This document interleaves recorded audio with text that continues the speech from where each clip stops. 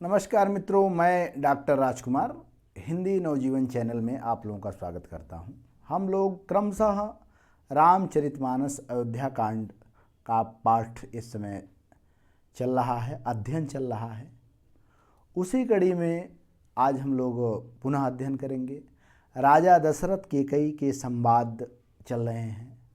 एक तरफ क्रोध की ज्वाला से भरी हुई कैकेयी, दूसरी तरफ वात्सल्य प्रेम से भरपूर राजा दशरथ, इन दोनों का संवाद बेहद ही मार्मिक है। इसीलिए शायद अयोध्या कांड को हृदय कांड भी कहा जाता है।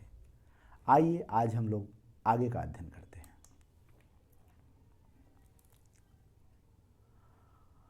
अस कही कुटिल भई उठ ठाढ़ी, मानहु रोष तरंगिनी बाढ़ी। पाप प्रहार प्रगट भई सोई, भरी क्रोध जल जाई न जोई। रानी कैकेयी राजा दशरथ के वचन को सुनकर इतनी तेज क्रोधित हो रही है, और राजा दशरथ जो रानी कैकेयी को देखते हैं, वहाँ का प्रसंग है कि वो किस तरह क्रोध से राजा दशरथ के ऊपर व्यंग पे व्यंग कर रही हैं कि जल्द से जल्द आप राम को निकालिए। यदि राम प्रातःकाल बन नहीं जाते हैं तो मैं आत्महत्या कर लूँगी, आपको अपजस लेना पड़ेगा। राम के माता को भी वो अनुभव देखती हैं।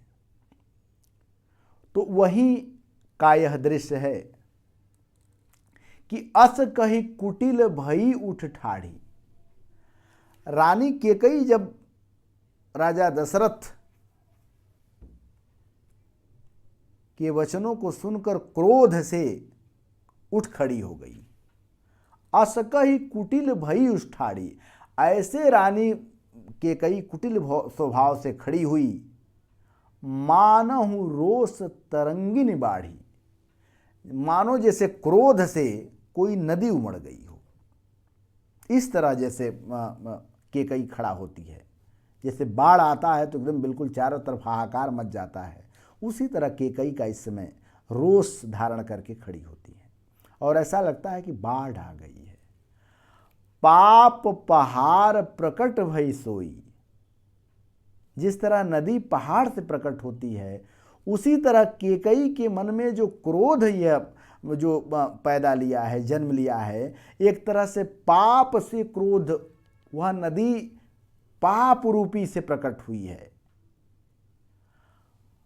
भरी क्रोध जल जाई न जोरी, और इतनी भयानक है कि उस क्रोध भरी नदी को देखते ही बनता है, मतलब देखा नहीं जाता है, इतनी भयानक हुआ है। यहाँ एक नदी की, एक भयानक नदी की तुलना रानी कैकेयी के क्रोध से चल रहा है।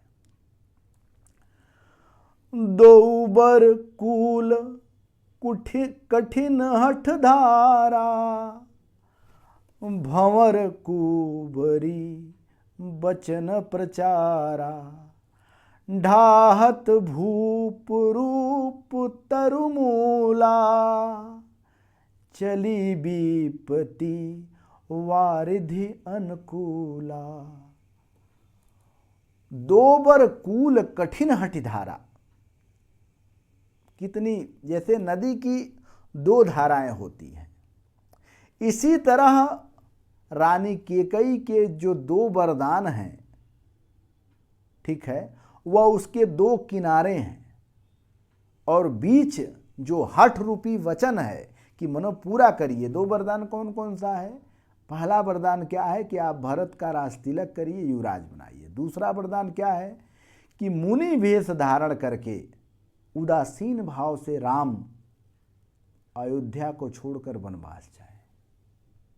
तो वही दोनों वरदान नदी के किनारे है। कैकेयी का जो कठिन हठ है वही धारा है। भंवर कुंवरी बचन प्रचारा।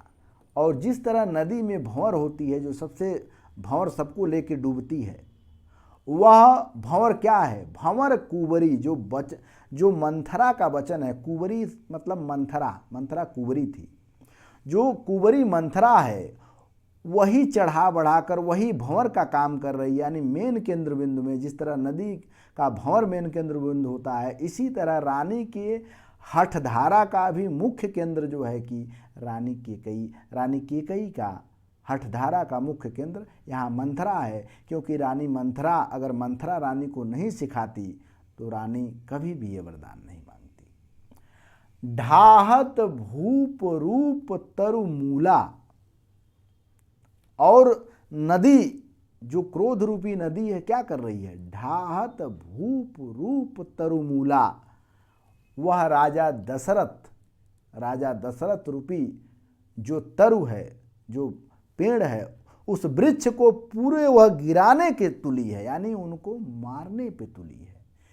चली विपति वारिद अनुकूला। और जिस तरह नदी विपरीत होकर धार बहाती है, चारों तरफ नाश करती है, उसी तरह केकई का क्रोध भी विपत की तरह राजा के अनुकूल चल रही है। राजा देखते हैं, राजा दशरथ असहाय दशा में देखते हैं और फिर वह सोचते हैं, लखी नरेश बात फुरसाची, तियमिस मीचू शीस पर नाची, गही पद विनय किन बैठारी, जनि दिन कर कुल हो सिकुठारी। अब देखिए, लखी नरेश, राजा दशरथ समझ जाते हैं। राजा दशरथ समझ जाते हैं और उनको बात यह सच सच लगती है, वास्तविक लगती है कि तियमिस, यह मेरे त्रिया के बहाने यानी केकई के बहाने, मिचू मृत मेरे सिर पे नाच रही है। राजा दशरथ समझ जाते हैं, वह सच समझ लेते हैं कि इस स्त्री के बहाने यानी केकई के बहाने मृत मेरे सिर पे नाच रही है। गहिपद विनय कीन बैठारी। और गही माने पकड़ लिए, पद माने पैर, और केकई का पैर पकड़कर वह बैठ गए। एक पुरुष कितना विवश है वात्सल प्रेम में कि केकई का पैर पकड़ के बैठ जाते हैं। एक राजा, चक्रवर्ती राजा अपनी रानी के सामने कितने विवश है कि राजा दशरथ यह समझ जाते हैं कि इस स्त्री के बहाने मृत मेरे सिर पे नाच रही है, और केकई का पैर पकड़ के बैठ जाते हैं। और फिर कहते हैं, जन दिन कुर कुल होश कुठारी, हे रानी, दिनकर माने सूर्य, इस सूर्य कुल के तुम कुल्हाड़ी मत बनकर इसको काटो, इस पे कुठाराघात तुम मत करो, इस सूर्य कुल को तुम मत उजाड़ो। फिर उसके सामने और क्या विकल्प रखते हैं, मांगू माथ अबही देहि तो ही, राम बिरह जनि मारसि मोही, राखू राम कहू जहि तेहि भांति, नहीं तह जरती जन्म भर छाती। कहते हैं कि मांगू माथ अब देहि तो ही, तुम मेरा मस्तिष्क मांग लो। राजा दशरथ कहते हैं कि तुम मेरा मस्तिष्क मांग लो, मैं तुझे दे दूंगा, लेकिन राम के विरह में मुझे मत मारो। हे रानी केकई, तुम मेरा मस्तिष्क मांग लो, मैं तुझे दे दूंगा, लेकिन राम के विरह में मुझे मत मारो। राखू राम कहूं जे तेहि भांति, राम को वन मत जाने दो, तुम राम को रख लो, राम को किसी प्रकार से तुम रख लो, चाहे तुम जो शर्त रखो। यदि राम बन चले जाते हैं, नहीं तो जरती, यदि राम बन चले जाते हैं तो तुम्हारे छाती का जो जलन है, जो हृदय है, हमेशा जलता रहेगा, तुम्हें डाह देता रहेगा, तुम्हें मारता रहेगा।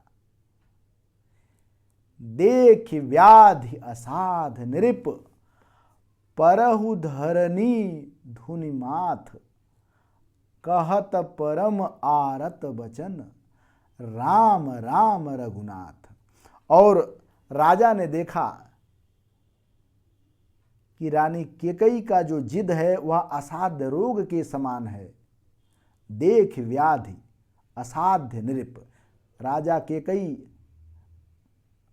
राजा दशरथ देखते हैं जो केकई का क्रोध है वह असाध्य रोग के समान है, इसलिए वो अपना माथ पकड़ के आरत, बड़े दुखी होकर वचन करते हैं, हे राम हे राम हे रघुनाथ, और फिर सिर पटक कर जमीन पर गिर जाते हैं। राम के प्रति दशरथ के मन में कितनी वेदना है, और इधर रानी केकई के मन में कितना द्वेष भरा है।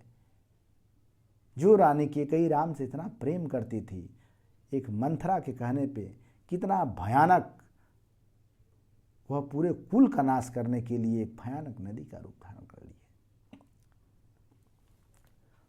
सीधा अर्थों में ये भी लिख सकते हैं कि राजा का वचन सुनकर, राजा का वचन सुनकर रानी केकई क्रोधित हो जाती हैं और उठकर खड़ी हो जाती हैं। ठीक उसी तरह जैसे कोई बाढ़ की नदी खड़ी हो, और वह बाढ़ की नदी पाप रूपी से प्रकट हुई है और उसमें क्रोध रूपी जल भरा है जो देखते नहीं बनता है, और इस नदी के जो हठधारा है उसके दो किनारे हैं, उसके दो वचन हैं, और उसमें जो भंवर है, नदी की जो भंवर है, क्रोध रूपी नदी की भंवर है, वह मंथरा का वचन है, उसका कुप्रचार है। और यह जो क्रोध रूपी नदी है राजा दशरथ के समूल, मतलब राजा दशरथ रूपी समूल वृक्ष का नाश करना चाहती है। और एक तरह से जिस तरह नदी विपरीत धारा में चलती है, केकई भी विपरीत धारा में चल के पूरा राजा का नाश करना चाहती है। राजा दशरथ इस बात को भली भांति समझ लेते हैं, जान लेते हैं, उन्हें सच लगने लगता है कि स्त्रिया के बहाने मेरे सिर पे मृत नाच रहा है। और वह क्या करते हैं कि फिर केकई के पैरों को पकड़कर बैठ जाते हैं और कहते हैं कि हे रानी, तुम सूर्य कुल को कुल्हाड़ी से मत काटो, मत नाश करो, और तुम चाहो तो मेरा मस्तिष्क मांग लो, मैं तुम्हें दे दूंगा, लेकिन राम के विरह में मुझे मत मारो। चाहे जैसे भी हो राम को तुम रख लो, नहीं तो राम के वियोग और ईर्ष्या का जलन तुम्हें सदैव हमेशा जलाता रहेगा। और अंत में राजा देखते हैं कि यह जो असाध्य रोग के समान केकई का वचन है, और फिर माथ पकड़ लेते हैं और दुखी होकर कहते हैं हे राम हे रघुनाथ, और माथा पीट कर नीचे जमीन पर गिर जाते हैं। तो जनहु मनहु यहाँ जब भी आए तो समझ लीजिए उत्प्रेक्षा अलंकार है। यहाँ करुण रस चल रहा है, ठीक है। यहाँ दशरथ का वात्सल्य प्रेम का भी चर्चा मिल रहा है, और केकई के क्रोध रूप का भी चर्चा यहाँ मिल रहा है।